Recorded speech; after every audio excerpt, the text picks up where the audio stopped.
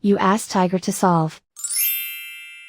This deals with linear equations with one unknown. The final result is c equals -12. Let's solve it step by step. Swap sides. Group all constants on the right side of the equation. Add 1 to both sides. Group like terms. Simplify the arithmetic.